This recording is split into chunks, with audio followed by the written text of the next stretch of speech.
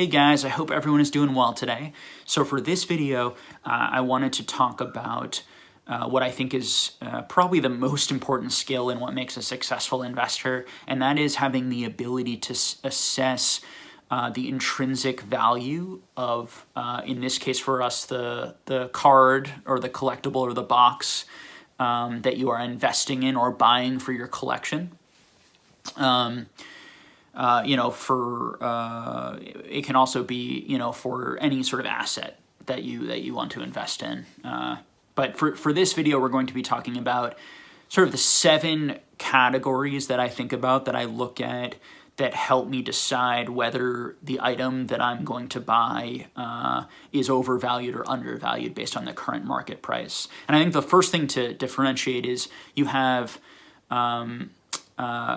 the intrinsic value of an item, which I would argue can be broken down into these 7 categories that I'm going to talk about in this video. And there are a few other categories that work as well, but these are sort of the 7 main ones that I could come up with for Pokemon specifically.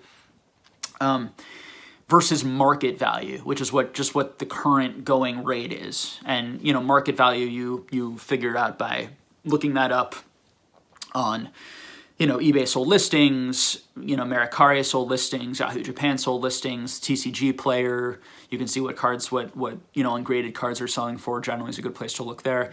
You can, look at PokemonPrice.com to see to look at the sold listings there, which tend to be pretty good, and you can track prices over time there.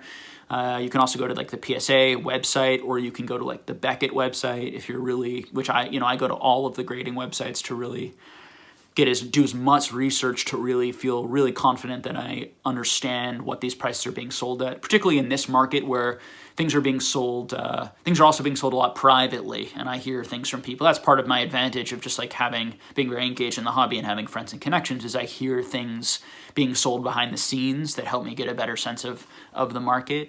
But if you don't have those, first of all, join places like E4, Facebook groups, Instagram, and work to kind of get connected with people so that you can get some of that insider information. I think is important, will help you understand the market. But the second important thing to watch out for right now is that there's a lot of shill bidding, there's a lot of manipulation of prices, there's a lot of things that look like they sold but may not have sold. There's a lot of people who say they're selling things for a certain price, but we're not really sure if they actually did. There was no proof of it actually being sold. So there's a lot of kind of shady behavior going on. So it becomes even more difficult to determine what these prices are, what people are actually paying and are satisfied paying those prices without returning the item or feeling that buyer's remorse and wanting to get that money back. So things are interesting on that market front, but generally speaking, that is the easier of the two things to assess, which is the current market value, or to figure out what that going rate is. What is harder is assessing what should the value be based on the intrinsic qualities of the item that people are buying. And so that's what we're going to talk about in this video. And that's really what a lot of this channel is based on. And when I talk about being a value investor, that is what you are doing. You are looking for assets, or in this case cards, that you believe are undervalued, or booster boxes or what have you, that are undervalued versus the rest of the market or versus other cards. And you're looking for cards that are overvalued, and you're trying to, and if you have those in your collection, you're going to sell them, okay?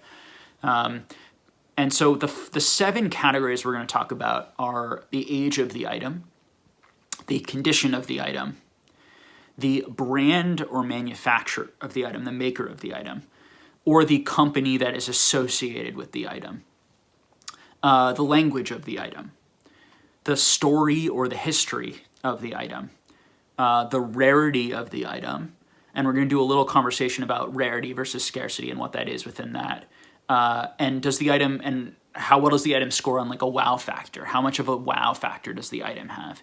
And so I think those are 7 really important categories that every person should think about before they're making any purchase. And I think a lot of people who've been in this game a while, and even a lot of people who probably haven't been in this game very long, probably are doing a lot of these, but you can get really sophisticated with this stuff. And also, the more research and education and knowledge you have, the more you can assess really what what is the answer to these, really how rare is this item, really how much of a wow factor does this item have or is going to have to most people, because you have that experience and you know what people respond to, and what people respond to for a long time, well after the influencers have hyped that up for a short period. And so you have some instinct into that. That being said, these things are extremely hard to determine exactly. Some of them more than others. Some of them are more easy to determine. And it's extremely hard, even more than that, it's extremely hard to know which one of them is going to be the most important category on assessing the given value of a card at any one time. There can be times where the age is more important. There can be a time where the condition's more important, where the wow factor is more important, where the rarity is the most important. So determining that takes a lot of time in the hobby, but I'm going to do my best and going to continue to do this on the channel, is talk a lot about these topics so that people can learn from my experiences, to hopefully sort of maybe jump, speed up their own sort of process of doing research and learning. Because the goal, right, is that people aren't, I think it's fine that people are asking me, like, what set should I buy? What should I do? Which card should I get? But really the goal is to teach you how to use these 7 tools, how to assess value for yourself, and then so that you can make those purchases yourself, rather than waiting for influencers to push you in one direction or another, in part because that's pretty dangerous, because a lot of those influencers might be actually manipulating you and just pushing their own cards, or they might have like an agenda, or they might not really be giving you accurate information. There are streamers that I hear who don't know that much about cards, who are claiming to know a lot about these cards and say things that are really inaccurate. And like, I know there was this one streamer, and that my friend and I were watching a stream, and we trolled him a little bit, and we were like, he was giving people like investment advice that we thought was just like really bad. And he said something like, he was giving this guy investment advice. So we asked him for investment advice on a card that didn't exist even. And he like gave us a ton of investment advice on that card that didn't exist, instead of just acknowledging that card didn't exist. So there are these people out there, right, who want to appear like they know everything and are always right, and will not acknowledge that they don't know things, and they'll make things up to appear that they're still knowledgeable, and they'll say, and he didn't miss a beat, right? He was super confident. So those types of things, I mean, it's, we were just trying to tease the guy, and we're irritated by him. It wasn't the nicest thing in the world that we did either, but to be fair, but you just have to be careful with that. That if you can figure out where to do the research on these things, and if you need to know the answers for these things for yourself. Like, don't trust anyone else. Figure out these categories, find the answers to yourself, is what I'm trying to illustrate with that. Okay, because people either have a lack of knowledge or just have their own agendas, whether that is to like build their YouTube channel up a lot to sell you their own product, or just build the Pokemon hobby in general a lot because they have a lot of Pokemon product and want to sell to you. All those sorts of things are going on for sure.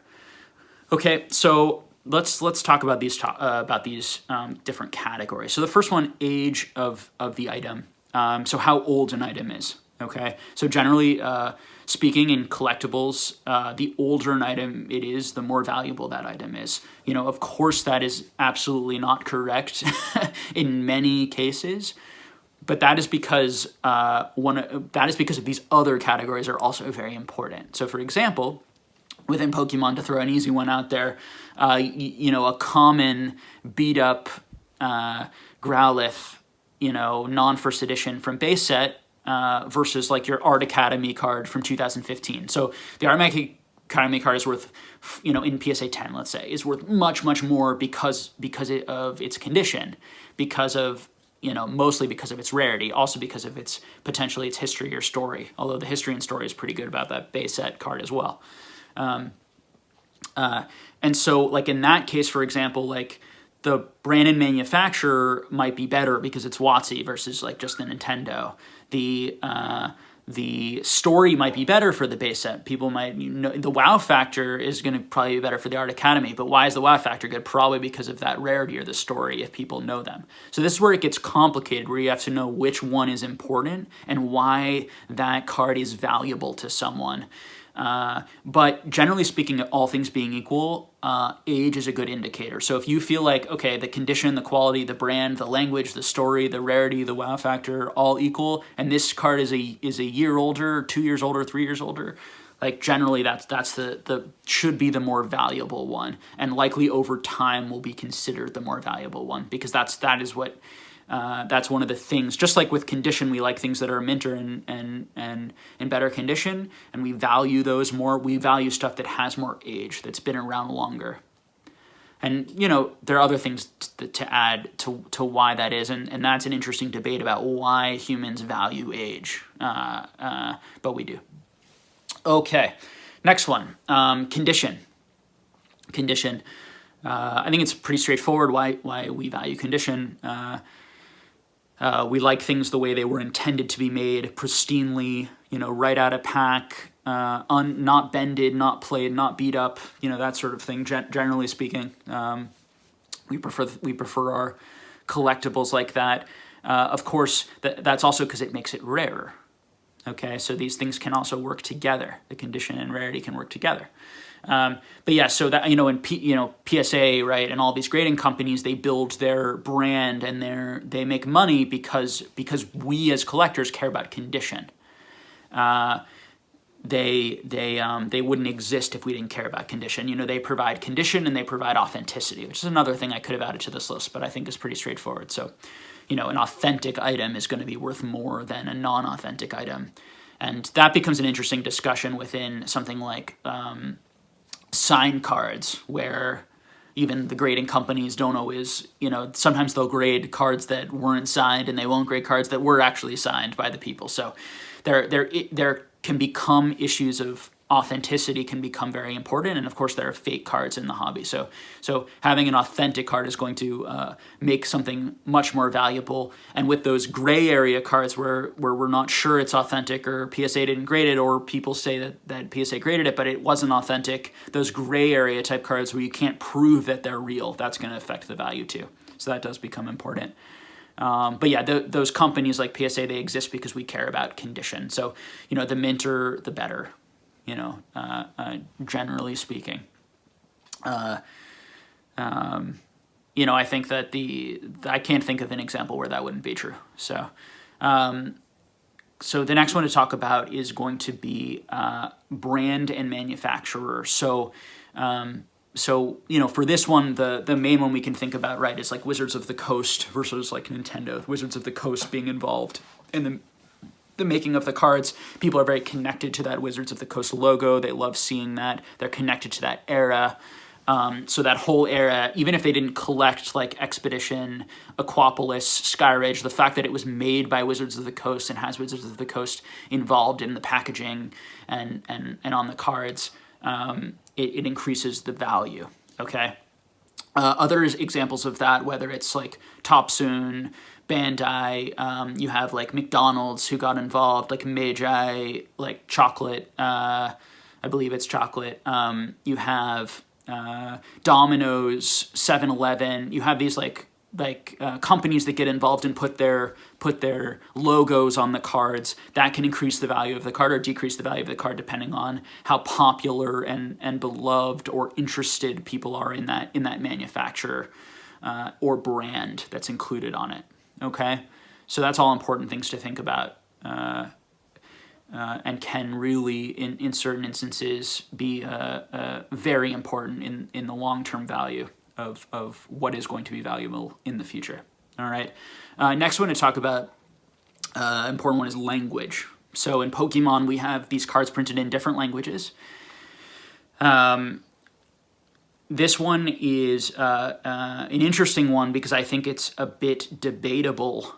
I think what is going to be the most valuable languages, like in the long term. I think that clearly English has been the more valuable cards because people want the cards that they grew up with, the English speakers, where a lot of the money is, and the money coming into the market right now with these like celebrities and different sorts of things. There's a lot of heat in the sort of American, European markets, and a lot of people want the English cards and have historically wanted the English cards. The other part of that is that the Japanese cards, particularly for those set Wizards of the Coast Japanese cards, for example, outside of base set, had they were easier to grade, and there was a holo in every pack, so theoretically they were much easier to get. Going to that rarity thing we're going to talk about later, that it was easier to get those minter, higher quality condition cards, which makes it, because they're easier, less rare, less difficult to find, and so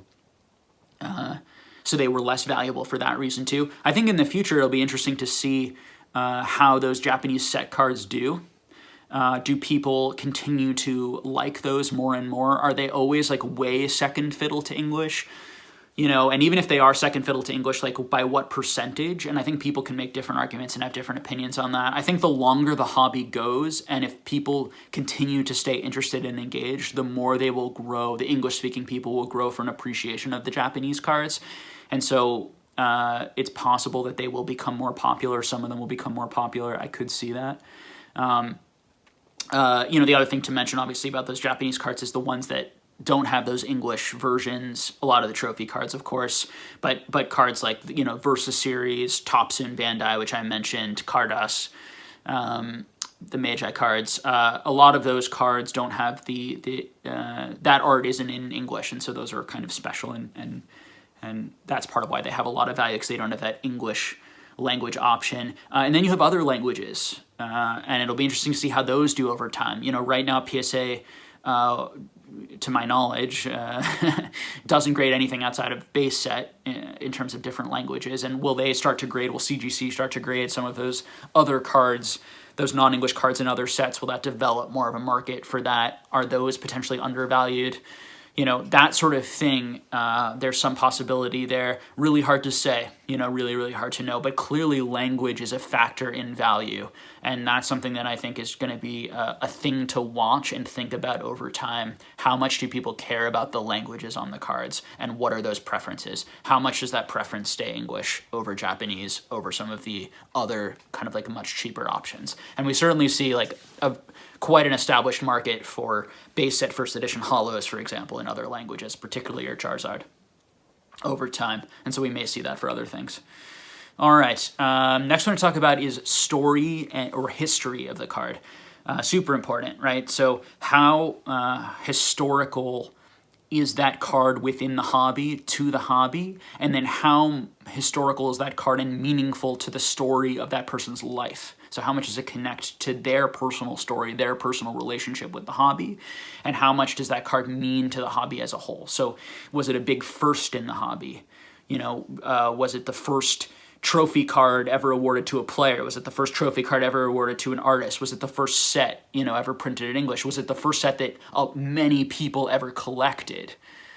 Was it the last set that many people ever collected? Was it the last set in an era? These sorts of things will be interesting at how the story and the meaning of each of these sets, cards, trophy cards, what have you, what that means to people over time. Will the Nintendo EX, the original Nintendo EX era, become very historic because it was the first Nintendo EX original era? And will that matter more after you have like 40 to 50 years of Nintendo printing cards? Or will Nintendo stop, and will there be, will they have like new partners come in, and like, what's going to happen in the future? And will that, going back to that branding, manufacturing, and how these things all relate, and will that create, will there be like a historical change in that? And a story around that people will tell themselves about that card or experience with those cards, and will that add value? For example, right now, Hidden Fates, was Hidden Fates to the first set you ever opened? Is that going to be an important story to you? Are a lot of people having that experience? Or with Evolutions, and is that set going to be special to them because of that? Because it's the first set they opened as an adult. It's the first card they pulled. that type of personal story, and then broader sort of story that lots and lots of people are going to have, or connections, is important to think about what that's going to look like in 20 years, 30 years, 40 years, if you're looking to invest or hold these cards for a long time. Or even 2 to 3 years if you're looking to invest for a shorter period of time, because things can change quite rapidly around that, and things can become very important. But also things, and with all of these things, there's a lot of false information out there, and things can get really hyped, and someone can tell you this is really historical, this is really important to so many collectors, when it's really not that much. So part of that is doing that research, having that understanding, and talking to lots and lots of people, being super engaged. Okay. All right. Next one is rarity. Super important, as all these are. Rarity meaning, and I want to do a quick discussion on the difference between rarity and scarcity, because it's hard to define the difference between rarity and scarcity. They're difficult concepts, but the best way to think about it is that rarity is is supply side, just supply side. So how much of the supply exists in the world? How many of a card is printed? How much exists at one given time, right? So the only way that a rarity of an item can be changed is if more are made or some are destroyed. And so over time, items can get destroyed because they can get thrown out, they can get put in the trash.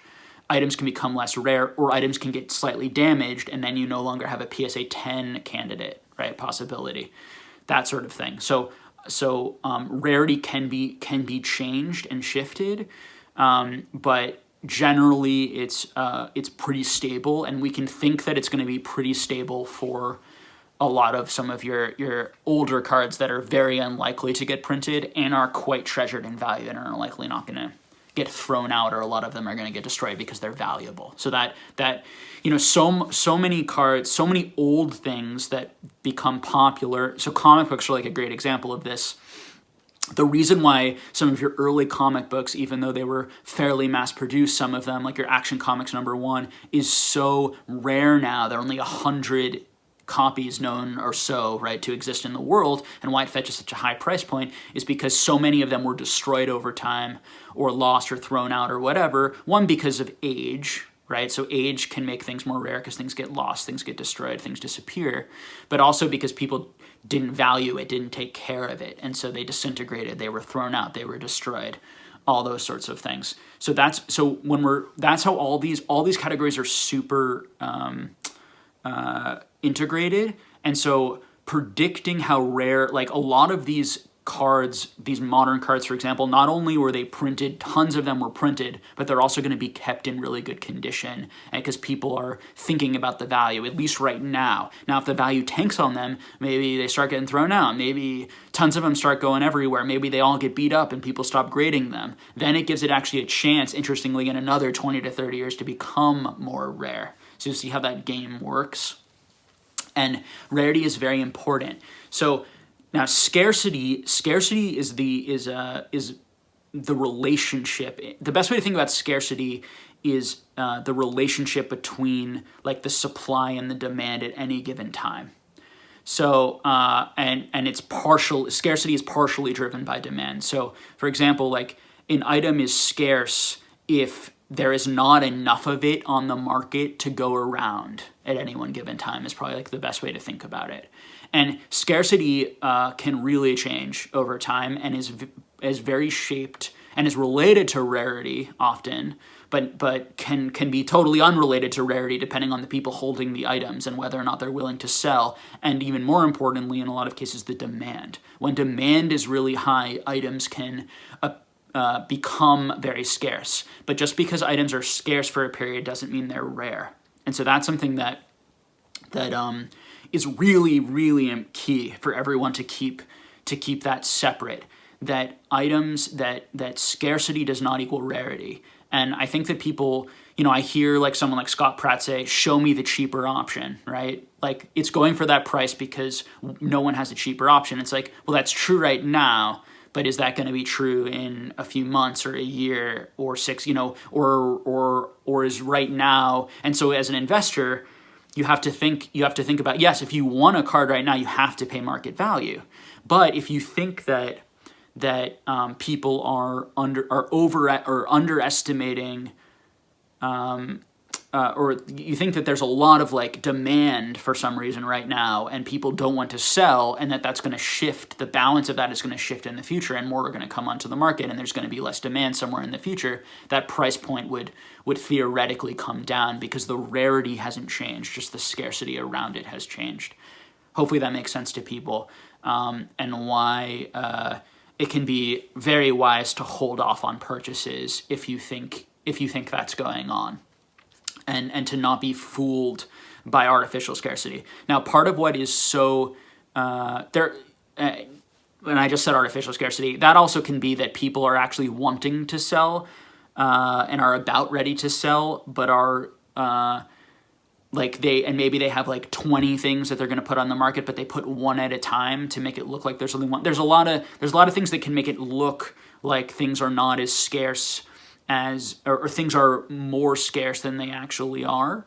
And buyer and sellers are going to do this, particularly really smart sellers, because sellers understand that one of the biggest drivers of value is that fear of missing out, or that sort of feeling. And they're really going to play on that and push that in people. And that's certainly going on right now. Okay. The last one I want to talk about then is going to be, actually before we move on from Rarity, I think right now, I think one interesting thing to think about Rarity, and just sort of like a tip, and I'll talk more about this in other videos, but Rarity tends to become more important, I think, during down periods. And I think can be overlooked and undervalued in high demand periods, and particularly very scarce, like where things are very scarce due to very high demand. And I think that happens because when a lot of people come in, an item that is very, very rare, but maybe isn't as popular or well known, all the new people coming in, or the people who, like, all that new flood of demand is likely going to go to the shiny object. Like, pun not intended, but like, your modern shiny cards, often like they're gonna, or your first edition Charizard and your base set, like those are gonna be like the two definitely where there's the most attention, and I think, in emotion and energy, are like your brand new modern released cards and your first set, right? Those are like probably the ones that have the most attention on them. And I think when a lot of demand comes in, even though there's quite a bit of base set, particularly unlimited, and unlimited base set has been going great. That's been going up hugely in price, and that's been doing a lot better than first edition base in terms of percentage growth, which is really fascinating and kind of, I think, gets to the point I'm making here, which is that and the reason I think that it goes with this point is because a lot of those people don't have the money for first edition base, but they still want to buy that shiny thing, or the thing that everyone thinks about first and goes to first, even if it isn't that rare, because they assume it's the best and they assume that it's going to go up, and or they just are pure collectors and they just want it, right? And they just really want that item, and that I totally get too. But they overlook. It's easy to overlook Rarity and the importance of Rarity during those periods, because the demand is strong enough that it drives up the prices on those items, and then people think, oh, I was right, Rarity doesn't matter, like I can keep buying these non-rare items and they'll keep going up. And a lot of people have that idea all at once, and that continues to kind of build up the demand, and that hype goes for a while, and then what happens is, as soon as emotions change and those cards start going down, what happens is there's a lot of those cards. And if the demand really takes a sharp decrease, the cards that there are a lot of, including unlimited base, are the cards that are going to get really hit in value and are going to become much more available. Whereas your high-end trophy card, or your PSA 10 first edition, really low pop cards, set cards, for example, but the best ones are the trophy cards, because they don't even have like lower graded versions. There really are only 50, 100 of that card in the world, 200 of that card in the world, or what have you. They just are not very dependent on demand. They just need like a few wealthy, like intense lovers of Pokemon and those sorts of things to always be in the hobby and always be engaged. for those prices to stay up, and the people who buy those cards very likely will not need to sell them because they're probably pretty wealthy. You can't really buy a lot of those cards on credit, particularly the really high end ones. So, or that would be a huge mistake. You'd have to put a lot of credit out there. So it's more likely that those will not get flooded onto the market in that sort of a panic. So, but as long as the demand really stays high and the intensity really stays high, people can. You're actually gonna see more movement on the really popular cards, even if there are a lot of them, and the cards that are grabbing most of that attention and most of the energy. And that's what we've seen as of late with sort of like a base unlimited and a lot of the modern stuff. And so understanding that sort of flow of markets, and that's very typical for these types of markets in general, is a good strat. So one strategy that I think people are using, which is smart, that I've talked to, is they are very involved or invested in some of that hyped modern stuff, and in sort of first edition unlimited, some lower stuff, some base stuff that isn't PSA 10 first edition, PSA 9 first edition, and they are flipping it or selling it or holding it for not forever, and then are planning to sell that and then put that money into their longer term holding trophy cards, which they believe, which first of all they want more as collectors and care more about and value more, which is great. And my goal too is to get those cards for that reason, but also because they just won't have to worry as much about them because there just aren't so many in the world, and it really cuts down on that risk. One thing that's very hard about Pokemon, before we move on to the last one, is that Pokemon, we do not know the numbers of set cards that exist. And I personally believe that Pokemon is still, young enough that all of the set cards, there's going to be more PSA 10 copies, there's going to be more copies that come out, that all the sealed product, there's going to be more things that come onto the market over time, these sorts of things. And there may not be enough ever to really meet the demand in a big way and really cause big problems, particularly on your high-end set cards, your set cards, and your most low-printed set cards. When I think of things like, your potentially your E-Series, your Nintendo EX era, Gold Stars, that sort of thing, or your really high-demand, difficult to grid, first edition base set Charizards, for example. Just such high demand on those cards, probably always, even in a downturn. But even in that case, I would still rather own the trophy. But yeah, so hopefully that is useful for you guys, those ideas in trying to figure out what are going to be, and maybe diversifying your portfolio into some sort of higher risk, maybe higher interest cards, but have lots of them out there, and sort of your maybe slightly lower interest but super rare scarce cards. To prevent from your whole collection, really going down in value very sharply, and then you having a really bad time and wanting to get out of the hobbies, something like that. Okay, last one we're going to talk about is the wow factor, last category, and I think wow factor is really important too. And when I think of the wow factor, an example that comes into my mind was that was pretty recent, was the Scream promos.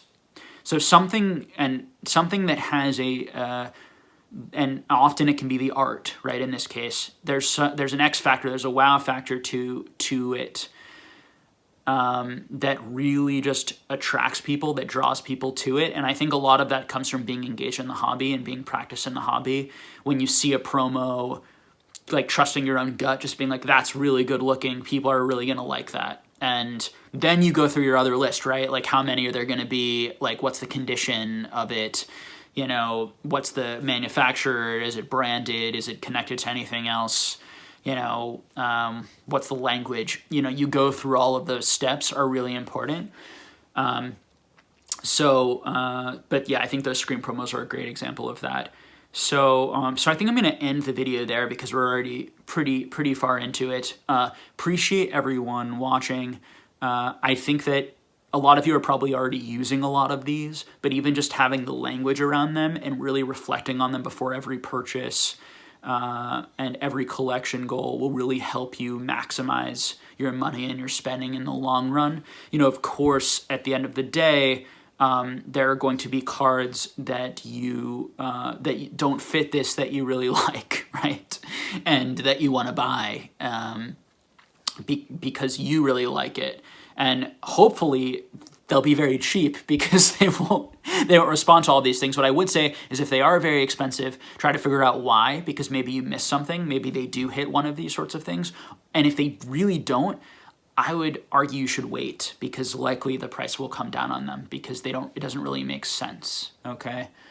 That price doesn't really make sense. So, you know, to sort of summarize, I guess, it's very challenging to know which one of these are more important. Some of them are more important during certain markets, certain types of markets, whether that's like a bull or bear market, than others. And there are certain cards that are like really low in one and really high in some of the others.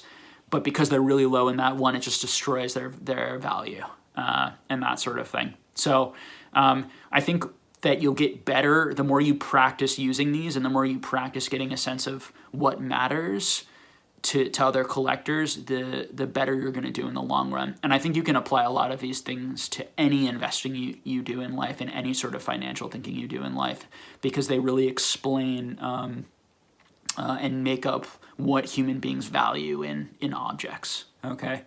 All right. Thank you so much for watching, and we will have more videos for you shortly.